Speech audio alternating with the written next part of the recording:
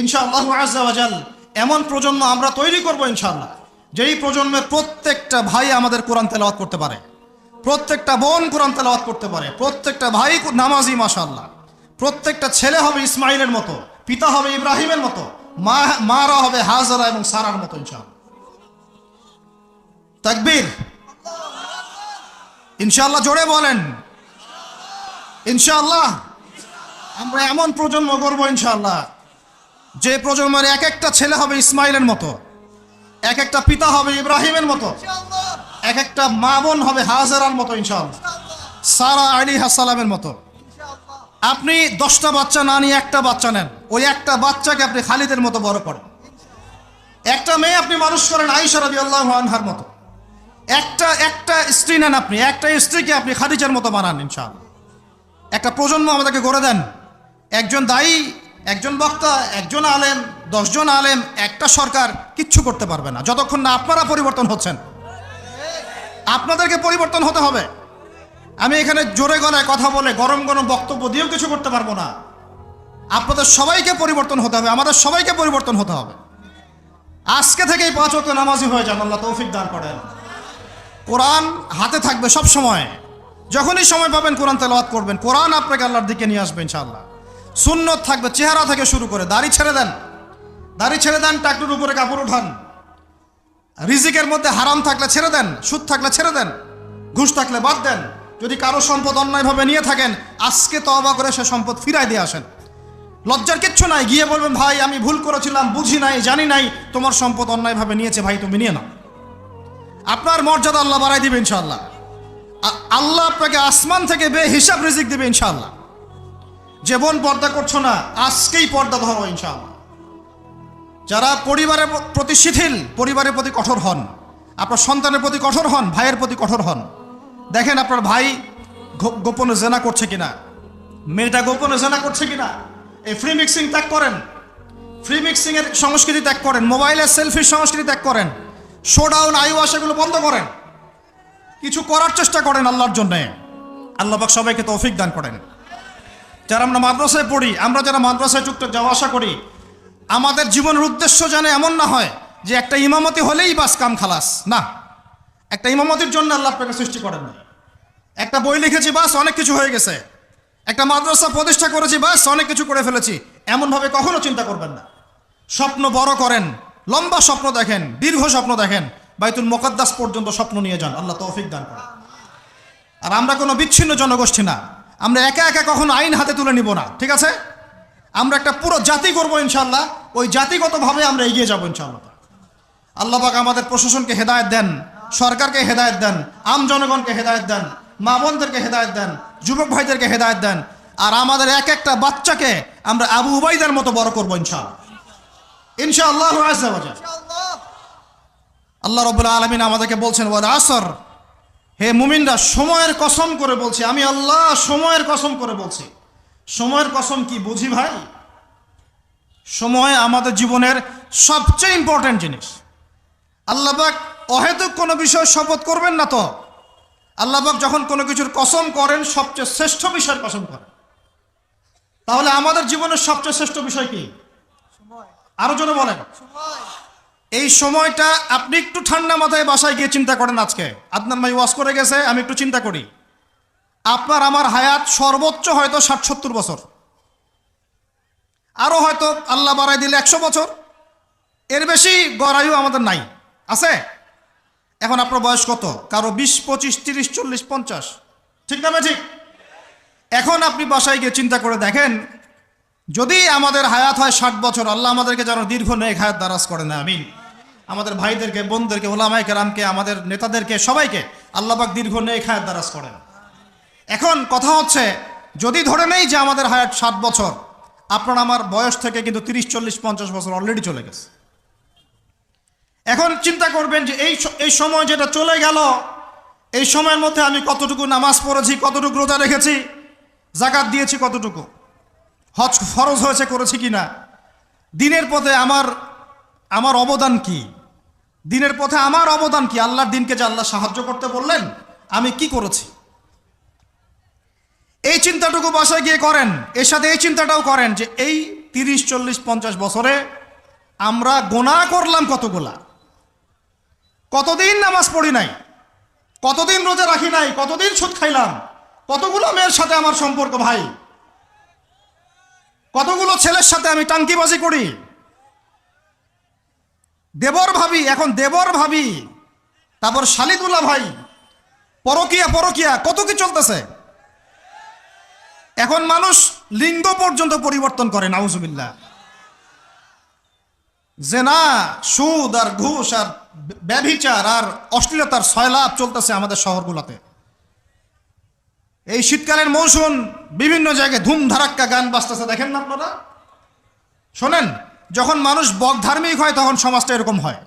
আপনি মনে করছেন নামাজ তো আমি 5 ওয়াক্ত পড়ি, আমার তো কোনো সমস্যা নাই, রোজা তো আমি রাখি, কোনো সমস্যা নাই, সৎ কাজে আদেশ তো করতেছেন, অসৎ কাজের কোনো নিষেধ নাই। তখন সমাজটা কেমন হবে জানেন? সমাজটা হবে এমন, মসজিদে নামাজও হবে, পাশে পিকনিকের এরকম ঢোল তবলা বাজবে। কারণ সৎ কাজে আদেশ তো আপনি করছেন, অসৎ কাজে নিষেধ নাই। সমাজ পরিবর্তন হবে তখনই যখন সৎ কাজের আদেশের সাথে সাথে বলেন অসৎ কাজে নিষেধও থাকবে। অমুসলিমরা কি করে করুক ওইটা দেখার দায়িত্ব আমাদের না। মুসলমানের সন্তানরা যেন কখনো এরকম ঢাক ঢোল না পিটায়। সারা রাত জেগে এগুলা করবা, মানুষের ঘুম নষ্ট, হার্টের পেশেন্ট আছে, এইটা আছে ওইটা আছে। সামাজিক প্রতিবাদ করবেন, একদম সামাজিকভাবে প্রতিবাদ করবেন। এগুলো বন্ধ না করতে পারলে আমাদের সমাজের নূর নষ্ট হয়ে যাবে। এখন যে কথাটায় আসেন, এই 60-70 বছরে কত পাপ করেছে হিসাব নাই। এই পাপগুলো লিস্ট করেন, দেখেন চোখ দিয়ে পানি ঝরতে থাকবে। আমার কথায় নারাজ হচ্ছেন?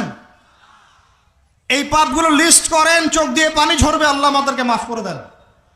সবাই বলি আমিন। কত কবিরা গুনাহ হয়েছে, কত সগীরা। তবে সন্তুষ্টির কথা এটাই, যদি এটা উপলব্ধি হয় যে না ভুল হয়ে গেছে, আপনি ওযু করে আসেন, 2 রাকাত নামাজ পড়েন, আল্লাহর কাছে ইস্তেগফার করেন, বলেন আস্তাগফিরুল্লাহ আল্লাযী লা ইলাহা ইল্লা হুয়াল হাইয়ুল কাইয়্যুম ওয়া আতুবু ইলাইহি। আল্লাহ পাক এক মুহূর্তে আপনার সব পাপ তো মাফ করে দিবেনই, সব গুনাহকে নেকি দিয়ে পরিবর্তন করে দিবেন ইনশাআল্লাহ। এখন শোনেন, সময়ের কসম বলতে আল্লাহ কি বুঝিয়েছেন ভাই আমার সাথে বলেন? সময়ের গুরুত্ব, সময়ের, আরো আসতে বলেন, সময়ের, বলে আসরি মানে সময়ের কসম, মানে সময়ের গুরুত্ব। আমাদেরকে সময়কে গুরুত্ব প্রদান করতে হবে। আল্লাহ পাক তৌফিক দান করেন। আজকে বাসায় কি করব? হায়াতের হিসাব নিব, কি করেছি এত বছরে, আর কি কি পাপ করেছি। পাপগুলোর কথা মনে পড়লে তওবা করে ফিরে আসবো ইনশাআল্লাহ। আল্লাহ পাক তৌফিক দান করেন। আর এখন বাকি সময়ে যতটুকু হায়াত আমাদের বাকি আছে, আমাদের কি কর্তব্য বলেন ভাই? আমাদের কর্তব্য কি এতটুকুই, যেভাবে জীবনযাপন করছি এইটুকুই করব, না আমাদের আরো কোনো কর্তব্য আছে? কথা কি বোঝা যায় না? যায় না। আমাদের কর্তব্য কি বলেন? 1 নাম্বার, আমরা নিজেরা আগে আল্লাহ পাকের কোরআন এবং নবীর সুন্নতের উপর আমল করবো ইনশাআল্লাহ, রাজি আছি? 2, আমাদের পরিবারকে এর উপরে প্রতিষ্ঠা করবো ইনশাআল্লাহ, রাজি আছি? 3, আমাদের সন্তানদেরকে কোরআন সুন্নাহ অনুযায়ী বড় করবো ইনশাআল্লাহ, রাজি আছি? 4, আমাদের অর্থনীতি হবে হালাল কোরআন সুন্নাহ ভিত্তিক, রাজি আছি? 5, আমাদের শিক্ষা হবে কোরআন সুন্নাহ ভিত্তিক, রাজি আছেন? আমাদের সামাজিক যে সিস্টেম এটা হবে কোরআন সুন্নাহ ভিত্তিক, রাজি আছেন? এর উপরে আমি গেলাম না। সমাজ পরিবর্তন হলে উপরটা এমনি পরিবর্তন হয়ে যাবে ইনশাআল্লাহ, অটোমেটিক্যালি। ওয়াল আসরি, সময়ের কসম। আরেকটা বিষয়, সময়ের কসম বলতে আল্লাহ পাক এটাও বুঝিয়েছেন, একটু অতীতের দিকে তাকায় দেখেন। কোন দিকে? অতীতের দিকে, পাস্টের দিকে তাকান, অতীতের দিকে তাকান। যুগ যুগ ধরে একটা সুন্নতের দিকে আপনি তাকান, যে পৃথিবীর শুরু থেকে কিয়ামত পর্যন্ত আল্লাহ পাকের একটা সুন্নত আছে। আল্লাহর সুন্নত কি? আল্লাহর সুন্নত এটা, প্রত্যেক যুগে যুগে যে বা যারাই আল্লাহর বিধান মেনে চলেছে, আল্লাহ পাক তাদেরকে দুনিয়াতেও সমৃদ্ধি দিয়েছেন, পরকালে জান্নাত দিয়েছেন, সুবহানাল্লাহ। আর দুনিয়াতে প্রত্যেক যুগে যুগে যে বা যারাই আল্লাহর বিধান মানে নাই, রাসূলের বিধান মানে নাই, আল্লাহ দুনিয়াতে লাঞ্ছিত করেছেন, পরকালে জাহান্নাম দিয়েছেন। বলেন নাউজুবিল্লাহ। আমার কথা বুঝতে পারলেন ভাই? আরো একবার রিপিট করছি, আল্লাহর সুন্নত কি? আল্লাহর সুন্নত হচ্ছে প্রত্যেক যুগে যুগে যে বা যারাই আল্লাহ এবং তার রাসূলের বিধান মেনে চলেছে, আল্লাহ দুনিয়াতেও সুখী করেছেন, পরকালেও জান্নাত দিয়েছে। প্রত্যেক যুগে যুগে যে বা যারাই দুনিয়াতে আল্লাহ এবং তার রাসূলের বিধান মেনে চলে নাই, দুনিয়াতেও লাঞ্ছনা, পরকালেও বলেন লাঞ্ছনা। এখন একটা এক্সাম্পল দেই, নূহ আলাইহিস সালামের যুগ দেখেন, যারা আল্লাহর বিধান মেনেছে আল্লাহ নাজাত দিয়েছেন, মানে নাই ডুবিয়ে মেরেছেন, ঠিক আছে কথা। মূসার যুগ দেখেন আলাইহিস সালাম, আল্লাহর বিধান মেনেছে, বনু ইসরাইলকে নাজাত দিয়েছেন, মানে নাই ফেরাউনকে ডুবায় মেরেছেন। দেখেন আপনি শুআইবের কওমকে দেখেন, শুআইব আলাইহিস সালামের কওম, কওমে মাদিয়ান, আল্লাহর বিধান মেনেছে, যারা আল্লাহ পাক নাজাত দিয়েছেন, মানে নাই ভূমিকম্প দিয়ে ধ্বংস করেছে। কওমে লূত, কিছু মানুষ বিধান মেনেছে, আল্লাহ নাজাত দিয়েছেন, মানে নাই আল্লাহ রব্বুল আলামিন লূত আলাইহিস সালামের কওমকে একদম আসমানে উঠিয়ে পাথর নিক্ষেপ করে থেতলা করে আবার উল্টা দিকে দাফন করে দিয়েছেন। নাউজুবিল্লাহ। এদের পাপ ছিল, এটা সমকামী ছিল, সমকামী, যে সমকামিতা এখন ছড়িয়ে পড়ছে আপনাদের মধ্যে। নাউজুবিল্লাহ। আল্লাহ পাক আমাদেরকে হেফাজত করেন। একইভাবে নবী সাল্লাল্লাহু আলাইহি ওয়াসাল্লামের যুগ তাকান, এই যে আবু জেহেল, আবু লাহাব, উতবা, শাইবা, রাবিআ, এরা আল্লাহর বিধান মানে নাই, আল্লাহ ধ্বংস করেছেন। আবু বকর, ওমর, ওসমান, আলী রাদিয়াল্লাহু আনহু আজমাইন, তারা মেনেছেন, আল্লাহ দুনিয়াতে সমৃদ্ধি দিয়েছেন, পরকালে জান্নাত। বুঝাতে পারলাম কি ভাই? বলে আসরি মানে কি বুঝাতে পারলাম? আল্লাহ পাক এই সময়ের কসম করে বলছেন, হে মানুষ শুনো, ইন্নাল ইনসানা লাফি খুসর, সমস্ত মানুষই ক্ষতির মধ্যে আছে। বলেন নাউজুবিল্লাহ। এখানে আল্লাহ পাক একদম আমভাবে সবাইকে বলছেন, সবাই ক্ষতির মধ্যে আছে। মানুষের ক্ষতি কয় প্রকার? আমার সাথে বলেন, মানুষের ক্ষতি দুই প্রকার। কয় প্রকার? মানুষের ক্ষতি কয় প্রকার? এক ইহকালীন ক্ষতি, দুই পরকালীন ক্ষতি। এক ইহকালীন ক্ষতি, দুই পরকালীন ক্ষতি। ইহকালীন ক্ষতি কি? ইহকালীন ক্ষতি হচ্ছে সূরাতুল রুমের এই আয়াতটা। আল্লাহ পাক বলছেন, বা'দা আউযু বিল্লাহি মিনাশ শাইতানির রাজীম, যাহারাল ফাসাদু ফিল বাররি ওয়াল বাহরি বিমা কাসাবাত আইদিন নাস। আল্লাহ পাক বলছেন, জলে, জলে মানে পানিতে, এবং স্থলে মানে এই যে জমিনে, জলে এবং স্থলে যত বিপর্যয়, অরাজকতা, এই যে আপনারা দেখছেন ফাসাদ, ফিতনা যে ছড়িয়ে পড়ছে, এগুলো মানুষের হাতের কামাই, মানুষের হাতের কামাই।